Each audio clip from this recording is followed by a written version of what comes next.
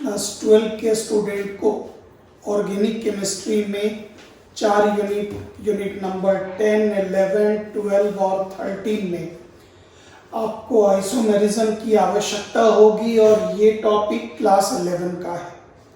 अब चूंकि समय कम बचेगा तो 11 का जो बच्चे नहीं पढ़ पाए, सीबीएसई वाले पढ़ चुके हैं, उनको ये पूरा आइडिया है, या एक आध ग्रुप जो और भी पढ़ लिए उनको आइडिया है। जो बच्चे लेट ज्वाइन किए नहीं पढ़ पाए वो कृपया आइसोमेरिज्म को छोटा छोटा वीडियो बनाकर देख रहे हैं ताकि आप रिवीजन करके इसको कंप्लीट कर लेंगे। आइसोमेरिज्म अच्छा टॉपिक है, समझते जाइएगा, लौट के आइएगा तो या फिर हम नोट्स पीडीएफ में भी डाल देंगे, एक बार नोट्स पढ़ लीजिएगा, कॉपी में नोट करने की कोई आवश्यकता नहीं। फर्स्ट आइसोमेरिज्म में क्लास 1 में, आज क्लास 1 है जिसमें हम आपको चेन और पोजिशनल आइसोमेरिज्म के बारे में आइडिया दे रहे हैं। क्लास 2 में फंक्शनल आइसोमेरिज्म का पूरा आइडिया दे देंगे। क्लास 3 में मेटामेरिज्म, क्लास 4 में टाउटोमेरिज्म, क्लास 5 में ज्योमेट्रिकल आइसोमेरिज्म, 6 में ऑप्टिकल आइसोमेरिज्म, ये क्लास 12 के यूनिट नंबर 10 में दिया गया। और क्लास 7 में कॉन्फॉर्मेशंस, ये भी 11 का ही टॉपिक। तो ये पूरा टॉपिक आपको कंप्लीट करना है। देखते हैं थोड़ा क्लास बच भी जाए, छोटा छोटा वीडियो दे रहे ताकि आप ध्यान से उसको रिपीट करके पढ़ लें। मेन बैच में, मेन टॉपिक में ये चीज़ दोबारा पढ़ाई नहीं होगी, ये 11 का टॉपिक है। जो लोग नहीं कर पाए वो इसको ध्यान से देख करके कंप्लीट कर लें। हम आपको व्हाट्सएप ग्रुप में इसका पीडीएफ दे देंगे, नोट्स आप इसका रीडिंग मार के पढ़ लीजिएगा। इसकी उपयोगिता चारों चैप्टर में होगी। नेक्स्ट, सबसे पहले पूछा गया what do you mean by isomerism. जवाब दिया गया कंपाउंड्स जिसका मॉलिक्यूलर फॉर्मूला सेम होता है। 9-10 में ये पढ़ा हुआ टॉपिक है। मॉलिक्यूलर फार्मूला सेम होने का मतलब उसमें जितने भी एटम्स हैं उनको आप इकट्ठा करके चेक करें। मतलब आइसोमेरिज्म में पहली शर्त है जो मॉलिक्यूलर फार्मूला सेम होना चाहिए, ये compulsory condition. Next, molecular formula same होने का मतलब आप गौर करें, कार्बन 2, हाइड्रोजन 5 और 1 6, ऑक्सीजन 1, इथाइल अल्कोहल का molecular formula C2H6O, diethyl ether carbon 2, hydrogen 3 + 3 = 6, oxygen 1, दोनों का मॉलिक्यूलर फार्मूला सेम है। तो ये आइसोमर्स हो गया। नेक्स्ट, आपसे ऑब्जेक्टिव क्वेश्चन यहाँ हमारे टेस्ट के लिए तैयार रहिएगा। Which of the following compound is isomer of acetone? Acetone का आइसोमर निम्नलिखित में से कौन सा होगा? तो आप ध्यान दें, कार्बन की संख्या 1 2 3, there are 3 carbon atoms. Hydrogen की संख्या 3 + 3 = 6, ऑक्सीजन की संख्या 1। आपको ये मैच करना है किस फॉर्मूला में आपके पास C3H6O एग्जिस्ट करता, ये आपको मैच करना है। तो गौर करिए, carbon 2, carbon 3, rule out wrong, carbon 2, carbon 3 wrong, carbon 2 और 1 3, हाइड्रोजन 5 और 1 6, ऑक्सीजन 1 मैच कर गया। Answer is C. डी भी चेक कर लें, 3 कार्बन 7 और 1 8, जबकि 6 हाइड्रोजन। Answer is wrong. इसका मतलब इसका आंसर होगा सी। नेक्स्ट, अगला पॉइंट इसका आप यहां पर एक एक करके देखते चले। नेक्स्ट पॉइंट होगा उन कंपाउंड्स का फिजिकल और केमिकल प्रॉपर्टीज अलग अलग होना चाहिए।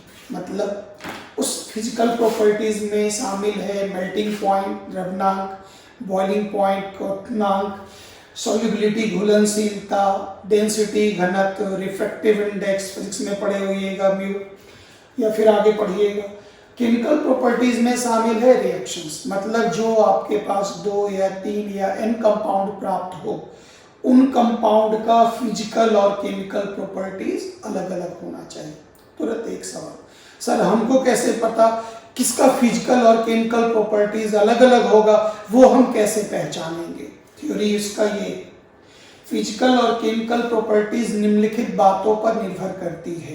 फर्स्ट, अगर फंक्शनल ग्रुप अलग अलग हो जाए तो उसका बिहेवियर अलग अलग होगा। इसमें हम आपको प्रैक्टिकल करके भी दिखा देंगे, सामान ले आए हैं जो फंक्शनल ग्रुप अलग अलग होने पर टेस्ट अलग अलग कैसे दर्शाता है, गुण कैसे बदल जाता, ये चीज आपको बता पाएंगे।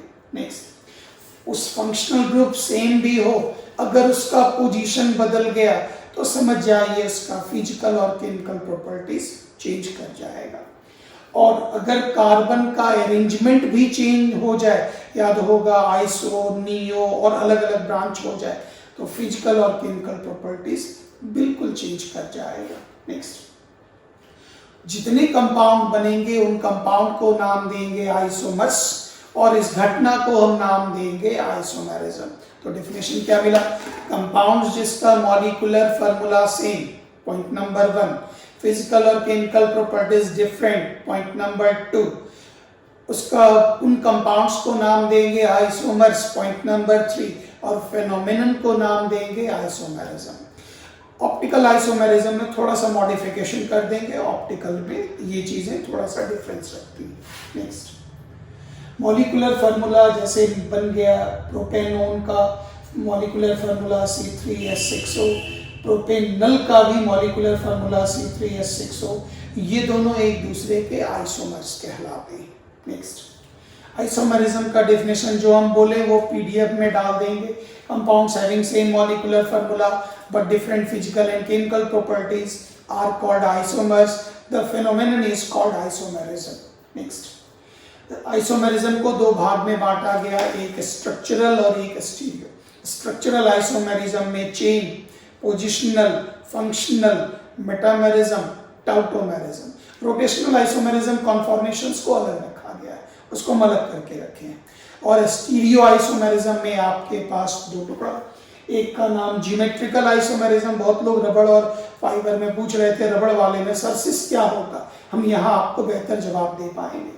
और ऑप्टिकल आइसोमेरिज्म, ये लंबा आइसोमेरिज्म है, डेक्स्ट्रो, लीवो, बहुत सारा चीज इसमें बताना है, या आगे हम इसका यूज करेंगे। आइए first, chain isomerism. Chain isomerism में एक वर्ड अगर गौर से देखिएगा तो इसमें एक सिग्नल मिल रहा, वो है कार्बन चेन के बारे में। मतलब कंपाउंड्स का मॉलिक्यूलर फार्मूला सेम होगा, उस कंपाउंड में जो कार्बन चेन का अरेंजमेंट होगा वो अलग अलग होगा, और उससे आपको हिंट मिलेगा चेन आइसोमेरिज्म के बारे में।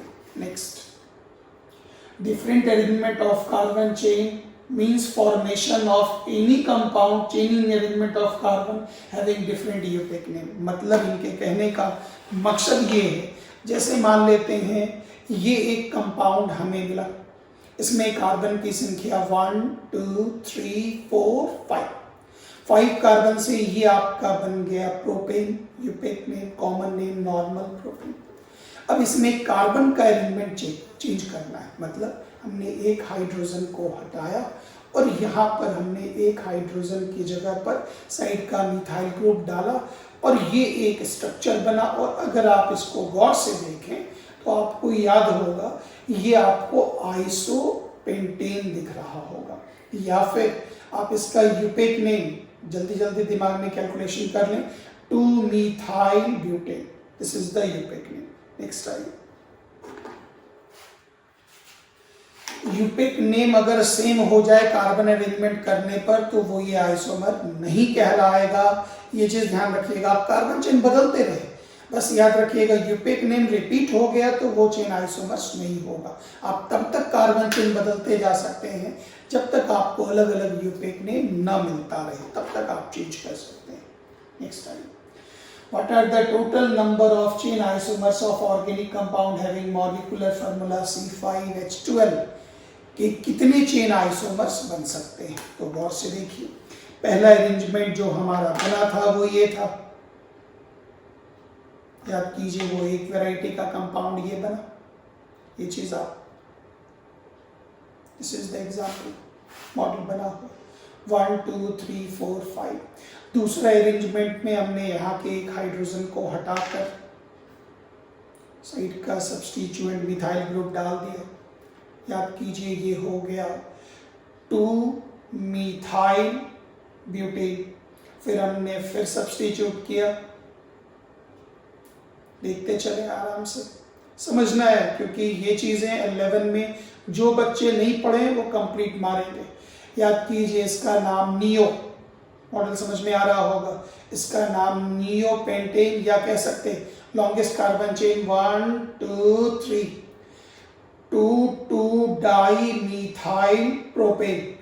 इसका मतलब इसको आप अब जैसे मान लेते हैं किसी इच्छा हुई नहीं सर हम ऐसे नहीं ऐसे ब्रांच जोड़ना चाहते हैं और इसको ऐसे बढ़ाना चाहते हैं, तो आप किसी भी तरह से बढ़ा करके चेक कर लें, ये फिर से आपका बन गया 2 मिथाइल ब्यूटेन। इसका मतलब आप तब तक कार्बन का अरेंजमेंट चेंज करते रहें जब तक आपको नया कंपाउंड नया आइसोमर न मिले। नेक्स्ट आइए, चेन आइसोमरिज्म का definition, compounds having same molecular formula but different physical and chemical properties due to different arrangement of carbon chain are called chain isomers and the phenomenon is called chain isomerism. Hindi माध्यम के विद्यार्थी आराम से इसको पढ़ लीजिए क्योंकि ये रटना नहीं है, ये हमारी यूनिट 10 से लेके 14 तक के बीच में 13 तक के बीच में यूज होता रहेगा आइसोमरिज्म।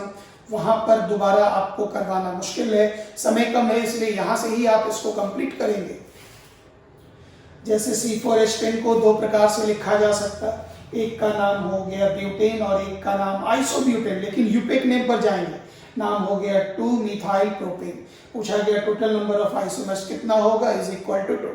नेक्स्ट, पेंटेन कितने प्रकार से, this is 1, this is 2 and this is 3, total number of isomers कितना हुआ, 3 टाइप्स का हुआ। गौर करिएगा। C6H14 हाइड्रोकार्बन अल्केन, पूछा गया ये कितने प्रकार से बन सकता, तो याद कीजिए, फर्स्ट हो गया हेक्सेन, सेकंड हो गया 2 methyl pentane, this is 3 methyl pentane, this is 2,3 dimethyl butane, this is 2,2 dimethyl butane। जिन लोगों का ऑर्गेनिक स्ट्रक्चर गड़बड़ है वो स्ट्रक्चर में इसको ठीक करिएगा, ये चीजें वहां आपकी ठीक होंगी। Next, positional isomerism by name very clear. इसमें कार्बन चेन के साथ आपको बिल्कुल छेड़छाड़ नहीं करनी है, कहीं टच नहीं करना कार्बन के चेन को। इसमें सिर्फ और सिर्फ आप पोजीशन बदलेंगे, किसका, कोई भी डबल बॉन्ड हो, ट्रिपल बॉन्ड हो, अल्काइल का सब्स्टिट्यूएंट हो, ब्रांच हो, फंक्शनल ग्रुप हो, उसका पोजीशन आप बदलेंगे। तो यहाँ डेफिनेशन होगा, कंपाउंड जिसका मॉलिक्यूलर फार्मूला सेम, फिजिकल और केमिकल प्रॉपर्टीज अलग अलग होगी, जिसका कारण उसमें functional group same functional group का अलग अलग पोजीशन पर जुड़ना होता, ऐसे कंपाउंड को नाम देंगे पोजिशनल आइसोमर्स और इस घटना को नाम देंगे पोजिशनल आइसोमेरिज्म। नेक्स्ट, C2H5 और CS3OCS3, क्योंकि इसका फंक्शनल ग्रुप ही बदल गया, इसलिए ये किसी भी कीमत पर पोजिशनल आइसोमर्स नहीं हो सकता, क्योंकि पोजिशनल आइसोमेरिज्म के लिए शर्त है जो फंक्शनल ग्रुप एक ही होना चाहिए, कंपल्सरी है। There is only change in position of that functional group, formation of new compound, new UPAC name, उन्हीं कंपाउंड को हम लोग नाम दें। अगर फंक्शनल ग्रुप बदल भी दें और यूपेक नेम सेम हो जाए तो हम उसको किसी भी कीमत पर पोजिशनल आइसोमर नहीं बोलेंगे। नेक्स्ट, डेफिनेशन अभी तुरंत हम आपको दिए, ये इतना लंबा लिखा हुआ है, आप उतना टेंशन नहीं लीजिएगा, एकदम सिंपल सा टर्म है। कंपाउंड जिसका मॉलिक्यूलर फार्मूला सेम, फिजिकल और केमिकल प्रॉपर्टीज अलग अलग, 10th क्लास स्कूल लेवल की बात, और जिसमें सेम फंक्शनल ग्रुप का अलग अलग पोजीशंस पर कॉम्बिनेशन हो, उन कंपाउंड्स को चाहे वो जितना भी बने, उन कंपाउंड्स को नाम देंगे पोजिशनल आइसोमर और फेनोमेनन को नाम देंगे पोजिशनल आइसोमेरिज्म। नेक्स्ट, इसको गौर से देखें, C4H10O, इससे एक कंपाउंड बन गया ब्यूटेन 1ऑल और दूसरा कंपाउंड बन गया ब्यूटेन 2ऑल। दोनों में कार्बन अरेंजमेंट एक जैसा है, फंक्शनल ग्रुप एक में 1 नंबर पर और दूसरे में 2 नंबर पर है। आप उधर से भी 2 ले सकते हैं, आपकी मर्जी, कोई दिक्कत नहीं। Number of positional isomers is equal to 2। Molecular formula C5H10O, functional isomerism में इसका डिस्कशन कल करके आपको देंगे। इसमें गौर करिए, pentan 2 one pentan 3 one. Functional group is carbonyl. Functional group एक बार 2 नंबर पर, एक बार 3 नंबर पर जुड़ा हुआ। आप उस तरफ भी जोड़ेंगे तो उधर से वो मिनिमम आ जाएगा, मतलब यही कंपाउंड बनेगा। इसलिए हमने कहा आप जितना मर्जी जहां जहां पोजीशन बदलना हो बदल लें। अगर यूपेक नेम सेम हो गया तो वो उसका पोजिशनल आइसोमर नहीं होगा। या तो लेफ्ट से वो मिनिमम हो या राइट से मिनिमम हो, साइक्लिक कंपाउंड हो या तो क्लॉकवाइज मिनिमम हो या एंटी क्लॉकवाइज मिनिमम हो। नेक्स्ट, जैसे एक सिंपल सा कंपाउंड लिया C5H10, वन इज पेंट-1-इन, अनदर इज पेंट-2-इन। इसको साइक्लोपेंटेन नहीं बनाइएगा क्योंकि वो अलग चला गया, वो रिंग वाले में अलग उसका हम बता देंगे, आइडिया दे देंगे। यहाँ सिर्फ हम पोजिशनल का डिस्कस कर रहे हैं। नेक्स्ट, एक कंपाउंड लीजिए बेंजीन से 2 हाइड्रोजन हटाकर 2 मिथाइल ग्रुप अगर आप जोड़ देते तो नाम होता जाइलिन। अगर वो 1 और 2 पर जुड़ा हो तो याद होगा पढ़ाए थे ऑर्थोजाइलिन या 1,2 डाइमिथाइल बेंजीन। 1 और 3 पर जुड़ा हो तो मेटाजाइलिन या 1,3 डाइमिथाइल बेंजीन। 1 और 4 पर जुड़ा हो तो नाम होगा पैराजाइलिन या नाम 1,4 डाइमिथाइल बेंजीन। इन तीनों ही कंपाउंड को अगर आप ऑब्जर्व करें तो आप पाएंगे ये दोनों जो अल्काइल के सब्स्टिट्यूएंट्स हैं, ब्रांच हैं, वो अलग अलग पोजीशन पर, एक बार 1,2, एक बार 1,3, एक बार 1,4, इसलिए इसे नाम देंगे पोजिशनल आइसोमर। आइसोमरिज्म का आपका क्लास नंबर 1 कंप्लीट हो गया, जिस क्लास में हमने आपको चेन और पोजिशनल के बारे में पूरी तरह से कवर कर दिया। अब आप इसका रिपीट कर करके रिवीजन कर लेंगे क्योंकि यूनिट नंबर 10, 11, 12, 13 में हम आपसे उम्मीद करेंगे जो आपको चेन और पोजिशनल के बारे में पूरा आता होगा। Thank you very much. जय हिंद।